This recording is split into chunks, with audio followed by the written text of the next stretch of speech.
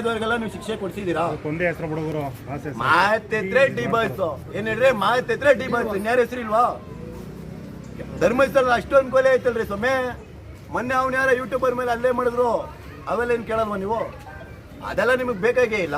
ನಿಮ್ಗೇನು ಇವತ್ತು ಹಬ್ಬದ ಟೈಮ್ ಬಂತು, ನಾಳೆ ಇಂಡಿಪೆಂಡೆನ್ಸ್ ಡೇ, ಒಳ್ಳೆ ಬಿರಿಯಾನಿ ತಿನ್ನೋಣ ಅಂತ ಡಿ ಬಾಯ್ಸ್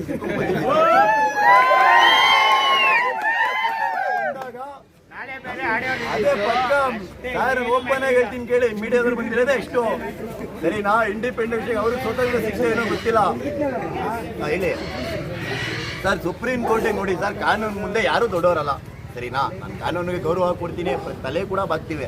ಸಂವಿಧಾನ ಬರೆದಿರೋರು ಅಂಬೇಡ್ಕರ್ ಅವರು ಸರ್, ಅವ್ರ ಮುಂದೆ ಯಾರು ದೊಡ್ಡವರಲ್ಲ ಓಕೆನಾ? ಕಾನೂನಿಗೆ ಪ್ರತಿಯೊಬ್ಬರು ಗೌರವ ಕೊಡ್ತೀವಿ ಸರ್. ನಾನು ಕೇಳೋದು ಅಂದ್ರೆ, ಈ ವ್ಯಕ್ತಿ ಮಾತ್ರ ಟಾರ್ಗೆಟ್ ಮಾಡ್ತೀರಾ ಯಾಕೆ? ಪ್ರಪಂಚ ಅಷ್ಟೊಂದು ಕೊಲೆ ಆಗೈತೆ, ಅವ್ರನ್ನೆಲ್ಲ ಬಿಟ್ಟಿದ್ದೀರಾ? ಕೇಳ ಸರ್, ದೊಡ್ಡ ದೊಡ್ಡ ರೌಡಿಗಳವ್ರೆ ಕೇಳೋದು, ಅವರೆಲ್ಲ ಕೊಲೆಗಳು ಮಾಡಿಲ್ವಾ? ಆಚೆ ನಿಮ್ಮದೇ ಓಡಾಡ್ಕೊಂಡವ್ರೆ. ಇವ್ರಿಗೆ ಮಾತ್ರ ಯಾಕೆ ಸರ್ ಇಷ್ಟೊಂದು ಅನ್ಯಾಯ ಮಾಡ್ತಿದ್ದೀರಾ? ಯಾಕೆ ಬಡವ್ರ ಮಕ್ಕಳು ಬೆಳೆಯೋದೇ ಕಷ್ಟನಾ? ಮೊನ್ನೆ ನೋಡ್ರೆ ನಮ್ದು ವಿಷ್ಣು ಸರ್ ಸಮಾಧಿ ಹೊಡೆದಿದ್ದೀರಾ ಸರ್ಕಾರದಿಂದ. ಅದು 35 ವರ್ಷ ಸರ್, 35 ವರ್ಷ ಸರ್ವಿಸ್ ಮಾಡ್ಕೊಂಡ್ಬಂದ್ರು. ಆ ವ್ಯಕ್ತಿ ಬದುಕಿದಾಗೂ ನೆಮ್ಮದಿ ಆಗಿ ಬಂದಿಲ್ಲ, ಸತ್ತಾಗೂ ಈ ಥರ ಮಾಡಿದ್ರೆ ಸರಿನಾ? ಇನ್ನು ಎಷ್ಟು ಜನಕ್ಕೆ ಈ ಥರ ಮಾಡ್ತೀರಾ ಸರ್? ಇವ್ರ ಹೆಸರಿಗೆ ಮಾತ್ರ ಈ ಥರ ಮಾಡ್ತೀರಾ ಅಂದರೆ, ಈಗ ನೋಡಿ ಸ್ಟಾರ್ಟಿಂಗು ವಿಷ್ಣುವರ್ಧನ್ ಅವ್ರು ತೊಗೊಂಡ್ರು ಸರಿ ಸರ್, ಅವ್ರಿಗೆ ತುಂಬಾನೇ ಅವಮಾನ ಮಾಡಿದ್ರು.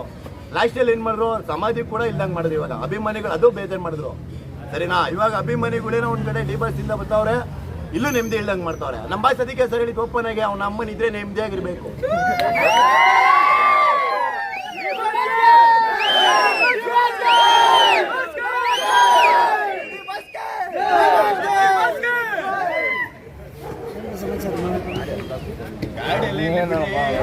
ನೋಡ್ರಿ ಬಂದಿರೋ ಸೆಲೆಬ್ರಿಟಿಗಳಿಗೆ